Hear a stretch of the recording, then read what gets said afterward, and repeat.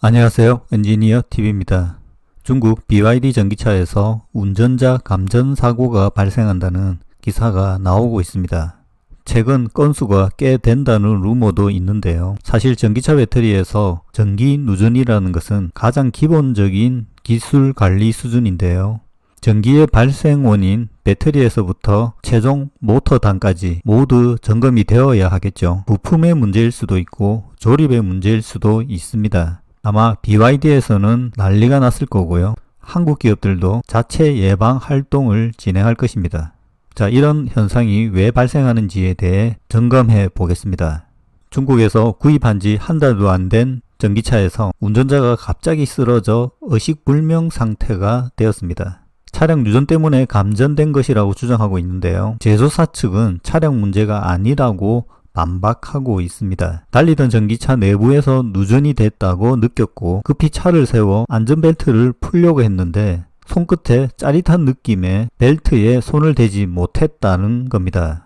사실 전기차라 하면 아주 단순한 구조로 알려졌는데요. 배터리 양극 음극을 연결하면 동작하고 분리하면 멈추고 이렇게 단순하게 보일 수 있습니다. 내연차는 엔진을 석유로 움직이고 전기차는 모터를 전기로 움직이죠. 근데 이 전류와 전압이 꽤 높다라는 겁니다. 전기자동차의 중요한 특징이 고전압 및 고전류의 전원 회로를 형성한다는 겁니다. 전기자동차에 사용되는 배터리팩은 대부분 3.7V의 전압이고 단일셀이 직렬 및 병렬로 구성되어 있습니다. 고전압 전기 시스템의 작동 전압은 일반적으로 300V 이상이며 800V 시스템까지 있죠. 자, 이런 경우 동작 과정에서 수십에서 수백 암페어까지 순간 전류가 올라갈 수 있습니다.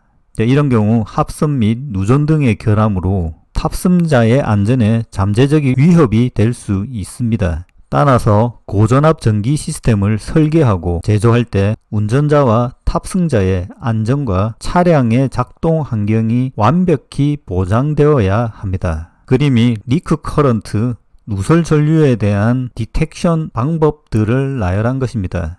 실제 전기 자동차를 출고할 때 당연히 누전 검사를 합니다.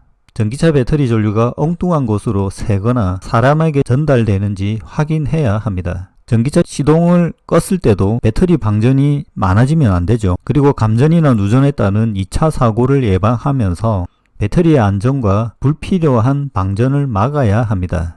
배터리 출력단과 배터리 외에 전기 배선, 양극, 음극을 체크하는 것만으로 간편하게 검사를 할 수 있습니다. 다만 신차 출고 이후 차량 운행 후 진동, 충격 등 진행성 불량이 생기면 전기 누전 현상이 생길 수 있기에 전기차 및 부품의 내구성이 중요한 것입니다.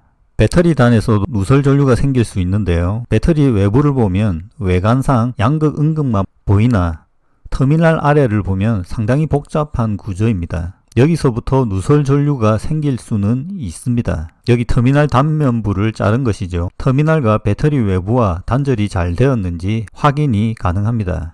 그림은 배터리 전류 흐름을 보여주는데요. 플러스, 마이너스가 분리되어 하고 그림에서는 배터리 표면이 플러스로 되어 있죠. 그래서 배터리 표면을 절연하게 됩니다.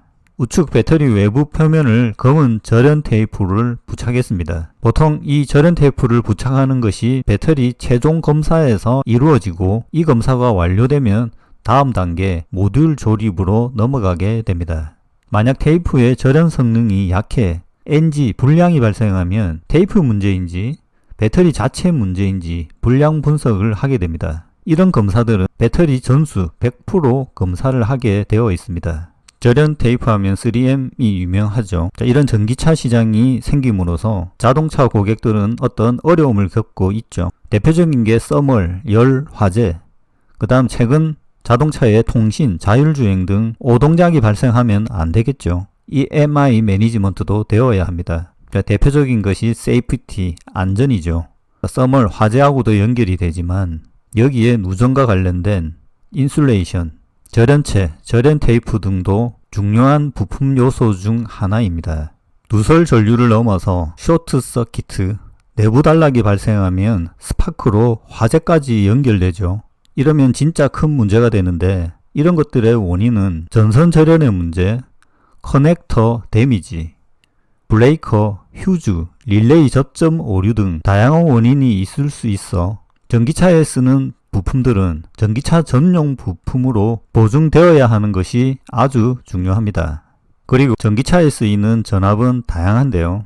일반적으로 내연차에서는 납축전지 12V 부분이 있죠. 전기차에서 보면 로우 볼테지 영역이라고 하고요. 배터리에서 직렬로 나오는 300V 이상 800V까지의 영역을 하이 볼테지 사이드라고 합니다. 이 두 가지 영역이 완벽하게 분리되어야 하는 것이죠. 그리고 각종 전자장치를 동작시키는 곳과 센서들이 위치하고 있는데 이 부분에 대한 통신들도 중요한 기능입니다. 근데 이번에 BYD의 사건은 통신 기능보다는 하이 볼테지 영역, 여기 그림에서는 파란색 부분이죠. 배터리에서 나오는 고전압 고전류가 모터까지 연결되는 과정에서 누설 전류가 발생했다라는 겁니다. 자, 그리고 지금의 전기차는 내연차와 달리 계속적으로 뭔가 변화되고 기술 개발이 진행되고 있는 상황입니다. 이런 부분이 급격히 진행되기 때문에 전용 부품이 부족하거나 아니면 충분히 보증되지 않았을 가능성이 있습니다. 이전에 많이 이슈가 된 400V와 800V로 넘어가는 경우 800V 충전 장비들은 고가이고 부품들도 전용 부품이 되어야 된다라는 거죠. 이렇게 고전압 부품들을 계속적으로 개발하고 신규 부품들을 채택하게 되면 충분한 내구성 검증, 신뢰성 검증을 진행하지 않았을 경우도 발생하게 됩니다. 개발 단계를 단축했다는 것은 이런 불량 사례를 초래할 가능성을 높이게 되는 것입니다. 주로 연관된 부품들은 배터리에 모니터링하는 장치, 전압, 온도 관련인 겠죠. 그리고 고전압을 차단할 수 있는 이상 고전압이 발생했을 경우 릴레이로 차단하는 장치들, 그리고 각종 커넥터 및 휴즈, 이런 것들이 내연차 대비 전기차에서 사용량이 2배, 3배씩 증가하게 됩니다. 이렇게 비용이 증가하게 됨에 따라 혹시나 충분히 보증되지 않은 부품을 사용했을 경우 다양한 불량이 발생할 수 있다라는 겁니다. 중국 경우에는 다양한 신차들이 너무 빨리 출시되는 경향이 있습니다.